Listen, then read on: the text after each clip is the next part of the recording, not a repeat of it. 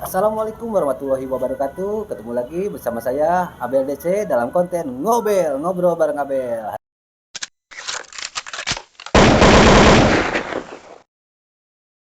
Hari ini saya akan mewawancarai narasumber dari dunia alam gaib, yaitu Kiai Dery ya. Mantap. Dari Pajajaran nih, turunan Pajajaran nih. Jadi terkait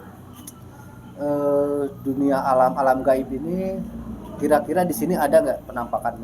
Oke. Baik Kang Abel nih. Kita sharing secara pengalaman saja ya, Iya. bukan secara keilmuan. Kalau Iya, secara iya. keilmuan Secara saya pengalaman juga ya. kita terbatas. Jadi apa-apa yang saya tahu namanya alam gaib itu sudah ada. Ya, kita alam dunia, ada alam gaib. Nah, itu sudah diterangkan lah di berbagai keilmuan, terutama di makanan agama juga ada ya. Gaib, mistik, itu ada. Ya itu cuma beda frekuensi aja kayaknya. Gitu ya. Jadi pada alam nyata itu ada alam gaibnya juga Iya, tuh, sepertinya. Tapi seperti ada pembatas atau ada password atau ada koneksinya supaya kita bisa melintas atau mereka melintas ke kita, itu udah seperti hal yang biasa. Ini kalau pengalaman tuh banyak sebetulnya dari yang gaib. Penampakannya seperti apa? Penampakan, waduh ini dia ya tamu yang tadi undang ini. Jadi yang saya tahu ya, alam gaib itu atau yang suka penampakan itu disebutnya sepakati ya itu jin ya. Ya. Itu jin ya. Ya.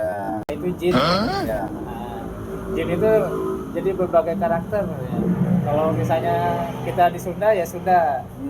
Terus kita itu akhirnya tergambarkan bahwa jin Sunda itu seperti apa atau jin di Indonesia itu seperti apa. Kalau di Amerika kan ada zombie, ada apa ya, ada segala macam. Nah, itu ada jenisnya nih. Kadang secara tradisional nih suka ada pocong, Ya. ada kuntilanak, ada tuyul dan penampakan lainnya. Nah, itu kok bisa seperti itu ya? Ya itu mungkin bisa jadi bahan diskusi lah mungkin dari segi pengetahuan dari segi agama.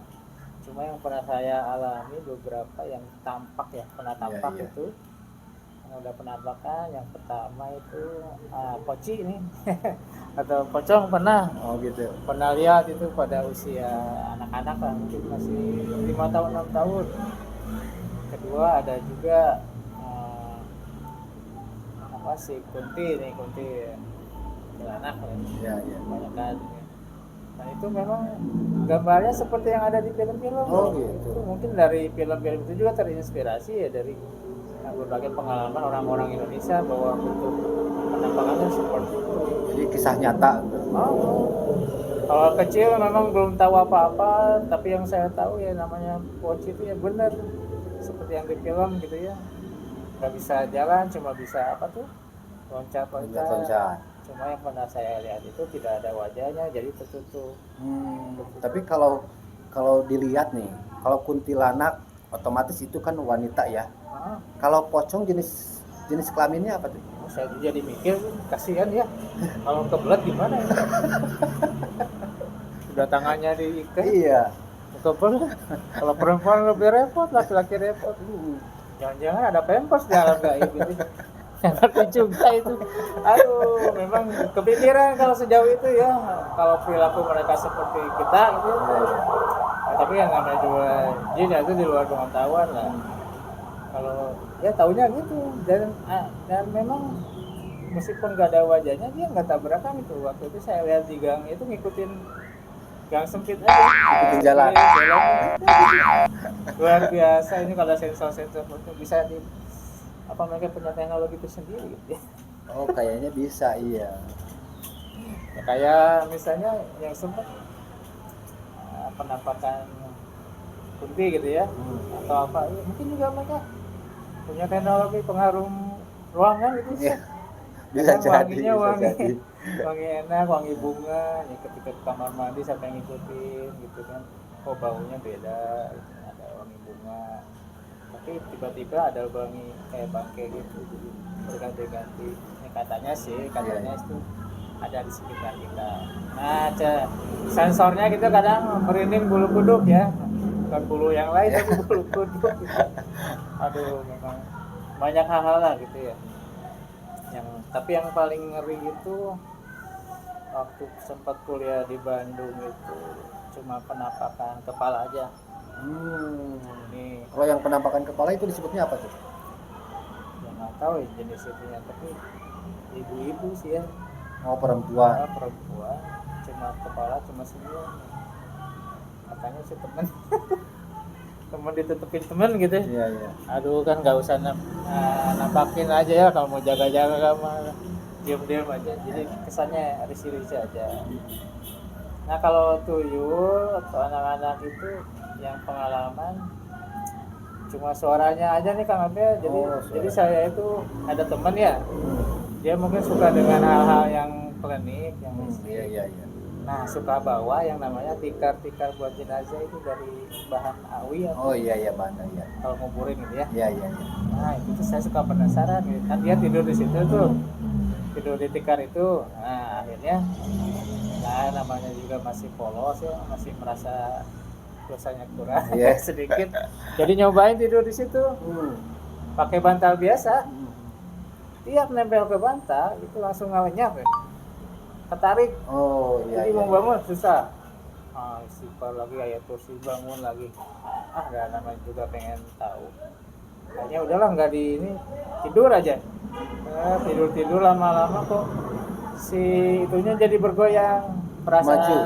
goyang-goyang bukan maju, goyang. jadi ditarik Iya, gitu. iya. Kalau anak-anak kecil suka Narik-narikin gitu tarik ya, mundur iya, gitu iya. ya, tarik mundur, dan suara anak kecil banyak itu juga saya kedengaran. Nggak bilang nggak apa, cuma ketawa.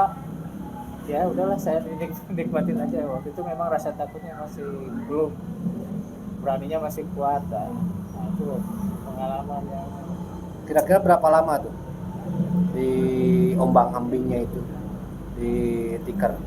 ya cukup lah, nggak kurang lebih bisa 10 menit atau 15 menit. Lalunya coba-coba baca satu ayat kursi ya, Al-Fatihah, Anas, maksain bangun lagi, suara hilang ya gitu. Entah itu halusinasi atau mimpi, tapi rasanya itu belum Rasa nyata gitu ya. nyata. Tapi tikar itu benar-benar ngegeser nggak tuh Ya. pas begitu kita bangun? Dia rasa tuh goyang. Enggak, maksudnya Oh, dari enggak, awal. enggak. Di situ. Jadi kelihatan. Tetap di situ aja. Tetap di situ.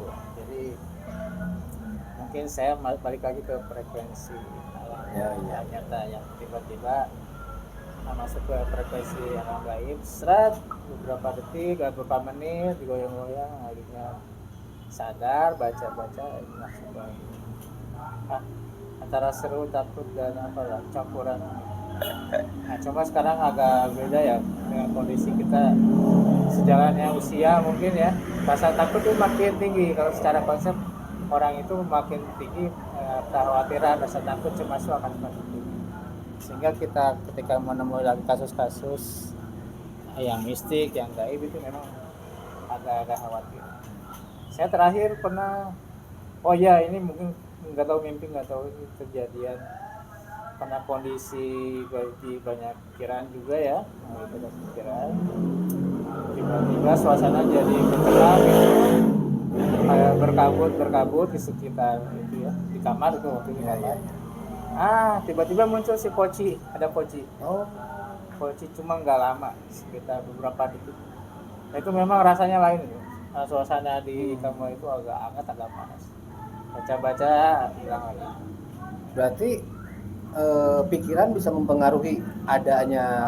Jadi yang sepengetahuan saya ya, kalau ngobrol-ngobrol sama orang yang bisa gitu ya, atau yang punya ilmunya lah gitu ya, katanya jin itu tidak bisa kita lihat, hanya dirasakan. Jadi manusia itu tidak bisa melihat secara sengaja ingin untuk melihat jin gitu ya. Tapi dari mereka yang ingin menampakkan diri kita. Nah, itu entah itu kondisi kita lagi ilmunya kuat katanya kan, ilmunya kita bagus ya secara agama, secara keilmuan lain. Ada yang pengen yang uji-uji. Iya. Ada lagi ketika kondisi kita lagi lemah, lagi banyak pikiran, lagi bimbang dan segala macam. Itu malah mereka mau coba menggoda Ya, kita sih mudah-mudahan ya jangan terlalu jangan terlalu takut atau apa ya. Sikapi lah, makanya harus banyak memperkuat keimanan lah. Iya, betul. Ngeri lah kalau banyak cerita-cerita mau versi-versi di Bali, versi-versi di Kalimantan ya. Beda-beda Karena itu. ya karena yang saya tahu itu yang lebih bahaya itu adalah kerjasama. Jadi kerjasama antara manusia dan mungkin jin yang itu ya. Biasanya ada ya jin jahat atau seperti apa ya. Nah mereka bekerja sama atau dikendalikan oleh manusia. Tapi akhirnya mereka manusia sendiri nanti akan menjadi terjerumus. Ingin mencelakakan orang. Jadi banyak sekali kan hal-hal gaib ya seperti apa namanya tenung atau apa ya yang bisa mencapai. Kalau saya dengar ada jin yang sifatnya menyerang, termasuk juga hati-hati juga nih. Saya pernah lihat di tayangan bahwa itu benar atau enggak bahwa yang nama pocong itu bisa nyeruduk itu bisa nyerang kita kalau sampai itu. Tapi dengar nih katanya kalau misalkan si makhluk halus kita melihat makhluk halus dia itu sial, katanya betul nggak sih? Wah, kalau jinnya sial, enggak, mereka malah sengaja. Oh sengaja. Jadi yang mempunyai kemampuan untuk menampakkan diri itu mereka, bukan kita punya ilmu bisa melihat jin, bukan. Itu yang saya tahu, tapi dari sananya pengen menampakkan Dan kita ke kita. Itu yang saya paham ya, nggak tahu kalau memang dari kitanya punya keilmuan apa yang lebih tinggi ya, itu yang tahu. Kalau dari sejarah agama kan juga pernah kan, kalau di Al-Quran juga ada tentang surat jin. Tapi kan beda-beda ya. Ini saya pernah pengalaman di Aceh, ketemu yang kesurupan ya bahasanya bahasa Aceh gitu. Oh. Jadi kan jin juga kan apa mereka punya budaya atau enggak ya? Ya kalau ke Amerika ke Australia kan mungkin bahasanya bahasa Inggris. Bisa beda lagi ya. Bisa lagi. Berarti nggak bisa disembuhin sama orang Indonesia, nggak bisa. Saya tuh triknya dulu pertama waktu ini pengalaman di Aceh ya. Pernah kerja di Aceh gitu ya. Iya. Itu satu asrama itu kesurupan. Ambil ini ada puluhan ini bukan santri, klien perempuan gitu ya, anak-anak. Tiba-tiba 2 asrama itu kesurupan. Jadi teman-teman tuh manggilnya ya mungkin saya pernah ada pengalaman jadi manggil saya tuh. Akhirnya ya coba dengan bacaan gitu kan.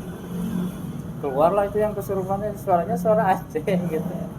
Bingung kan? Iya. Saya tanya sebelumnya tolong diterjemahkan gimana itu. Nggak ada yang ngerti. Ternyata ini mungkin bahasanya bahasa Aceh lama. Iya. Ya udah aja telepon orang tuanya di sana. Jadi ya yang kesurupan sama orang tua itu saya telepon.